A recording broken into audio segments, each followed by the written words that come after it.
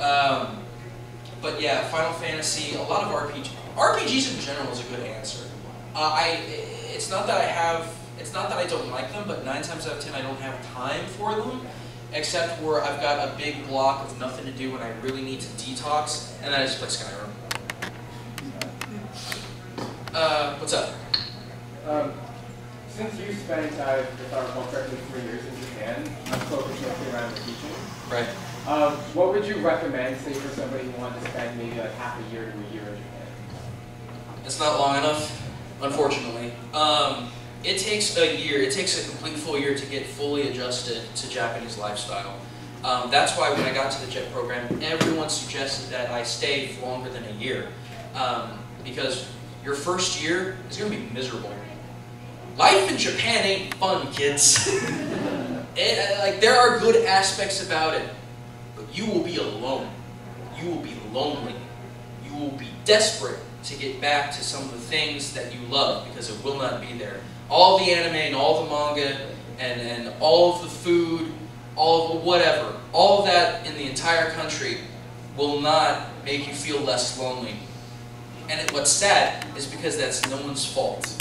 Because when, like, granted, if you're in high school, different story.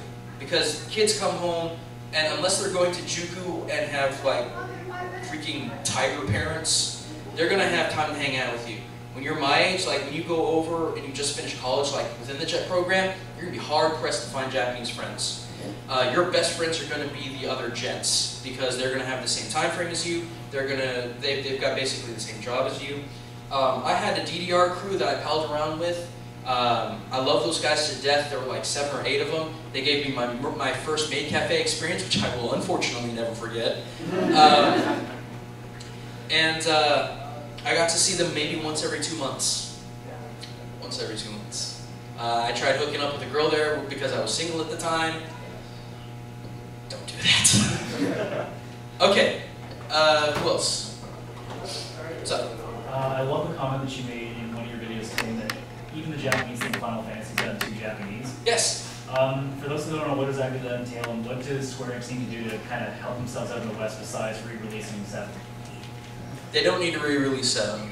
Re-releasing 7 is not going to solve their problems. It's just going to make the fanboys and fangirls happy for about a year.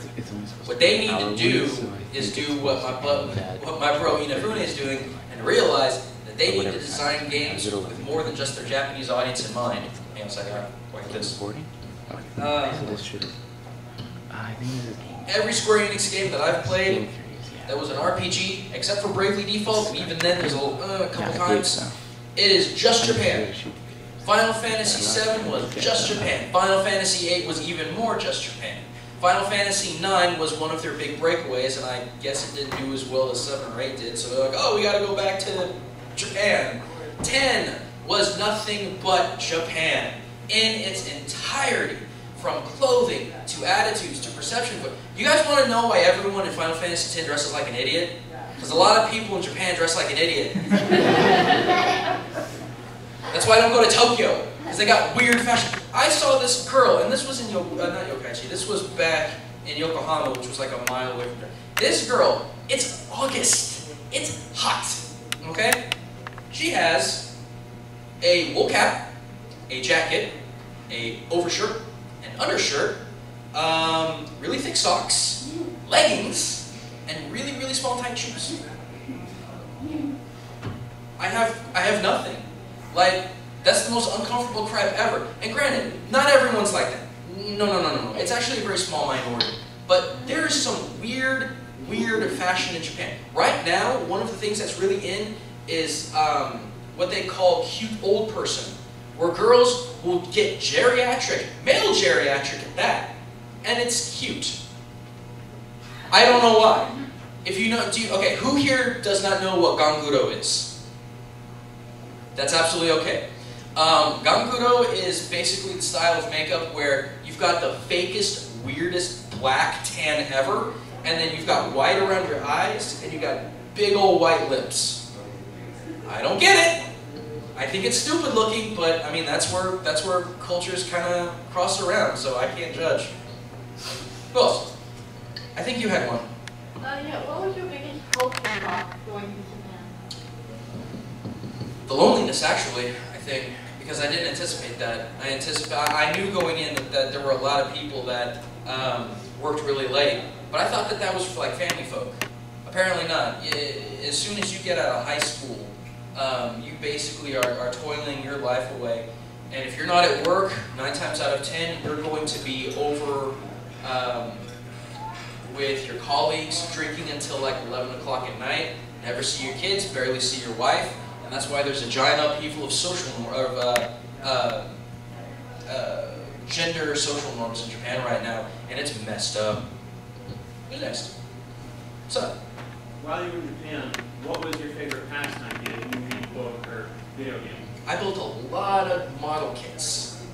I brought all of them back and they all broke.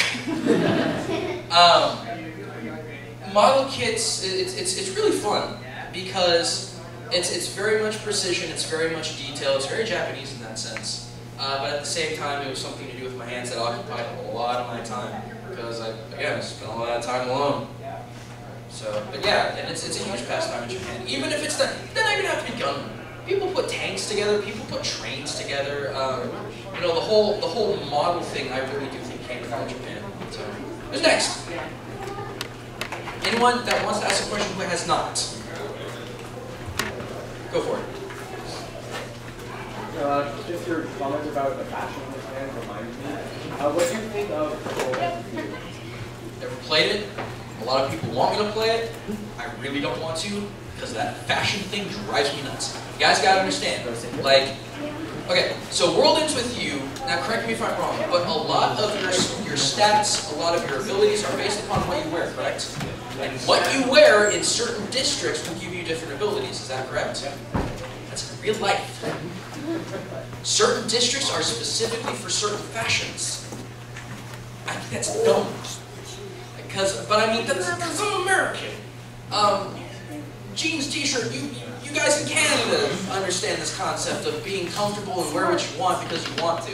Not because you want to blend in with everyone else by sticking out like a sore thumb and freaking Shinjuku. I don't understand. I don't understand their fashion.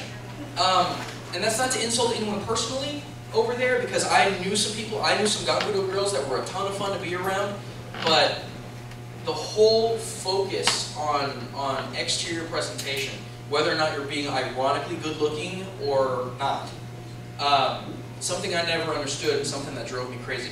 Me and my friends, we actually would bet. We would watch a couple go into a bathroom, separate into separate bathrooms, right? We would take bets on would the man come out first or would the woman? And most of the time, the woman came out first. And I wondered why. So I saw one of the guys split off, and I'm like, okay, I'm gonna pretend to go to the bathroom. So I go into one of the stalls. I see the guy out of my peripheral vision. I see a shadow, and I'm just kind of sitting there, and I'm just kind of watching his shadow. 5 minutes, 10 minutes. Wow, 15 minutes. I guess I should probably get up and leave. So I got up and left. He's messing with his hair. The whole time, hair. One of the things that a lot of the ladies that study abroad that I met, they felt very liberated, because a lot of times for the girls that were really garu, if you know what I mean, they would get up at 3 a.m. and do makeup for 2 hours, if not 3. How would you ladies like to spend 3 hours killing sleep to get pretty for people you don't know and probably don't care about? There you go. Don't understand it, but it is a thing. So, anyone who just walked in, if you have a question, because we've done a whole lot up front. Does anyone in the back have a question? It can be about my show, it can be about my relationship with Theorists, it can be about Japan. What's up? Yeah, keep on talking about how Japanese are very self-conscious about changing themselves. Yeah, you also videos or fashions that Expose? Like in what way? No, have you seen? What is the video? But maybe I'm just getting into manga, but apparently the skirts are supposed to be really big short. Yeah. Yeah. So. Okay, so I can't speak for Canada because this is actually my first time here, but I can say for the U.S., women are not afraid to show cleavage. Not at all. In Japan, that ain't ever gonna happen. Except for when you go swimming. Weird rules, but no, it's like in Japan, oh God, you made me have a bad flashback. Okay, what they do, they do what's called guru-guru, which is like rolling up their skirt, because their skirt is supposed to get to their knees. They roll it up, so it is right there. Like, you could do this, and you got full-on chic action. And these were underage girls. And I'm like, I don't need this right now. Please, thanks. I don't want to be a pedophile, thanks. But I think the worst of it, though, is that happened. Like, legs and hidden booty is very much a thing over there. Like, it could be 5 degrees Celsius outside. They are in they're either in shorts up to here or skirts up to here. And then they complain they're cold. I had a lot of my girls do that. They specifically had heavier skirts for winter that go past the knees. They'd roll them on up. And then they would sit around the train station and say, Sammy, I'm so cold, I'm so cold. I'm like, get pants! Like, they give you pants. Like, you can wear pants to school, and then when you get there, you can take them off and do the whole skirt thing. So anyway, I'm sorry, I'm digressed like crazy. So let me move on. Yes? I just want to know, like, why you wanted to start a show about, like, why you wanted to start Gaijin Goomba, why you wanted to start Game Exchange. Oh, dude, that's a long answer. Can you narrow it down to either the character or the show? Just the show, man. Because no one else was doing it. No one else was doing it, except for maybe Shane from time to time with Did You Know Gaming, and sometimes with Dan from Extra Credits. No one was doing it. And there's a wealth of this information. No one's talking about it. MadPat kind of did. He did from time to time, but his big focus was science, technology, and math. But like, I remember watching the Wizard/Mario 3 review that the AVGN threw together, and he's like, "What's up with this suit? They must have been smoking crack." Or like when it came to Brownfloss singing about it, he's like, "Some kind of magic bear." I'm like, "It's a tanuki." Yes, it transforms. That's what it does. Flying, I don't get. I don't understand how they fly with the tail wag. But, you know, it started there. And then the catalyst that drove me insane, that I was like, I'm making the show right now because I'm tired of this, was everyone flipping out about Galgun. And for those of you who don't know what Galgun is, it's basically a story. You're a high school guy who gets hit with like 6 billion Cupid arrows, and so all the high school girls are flocking to you. And it's a rail shooter. You're basically shooting these chicks with horse tranquilizer to get them away from you. Not really horse tranquilizer, but it might as well be. And then there's this weird mode where like you can single out one girl with a super attack and like go for specific shots. And a lot of people were like, "Oh, this is so stupid. This is so bad. It's pedophilic. It's wrong." And I'm like, okay, riddle me this. When you have to sell your soul to your job, right after you get out of high school, right after you get out of college, and you get into a marriage you probably didn't want to be in the first place, or after about a year you don't want to be in anyway, have kids that you never see, basically never have a life again, wouldn't you want to go back and think fondly on those kinds of situations, especially when it comes to high school? Like, people that come to me and they're like, oh, these people that play these dating sims about high school and they're 30, it's creepy. No, they're remembering their best times of their life. For a lot of us, it's college. And it just so happens that college is consenting age. That's only just, you know, that's coincidence as far as I'm concerned. Now, as far as I know, in terms of Canada, age of consent is what? Is it 18? Someone told me 14 at one point. 16. 16.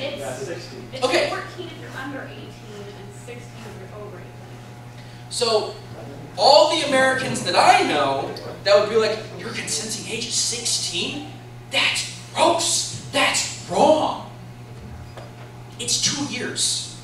As I have my own convictions and whatnot, but I thoroughly believe that every country has the right to do what they want in order to function correctly as a society.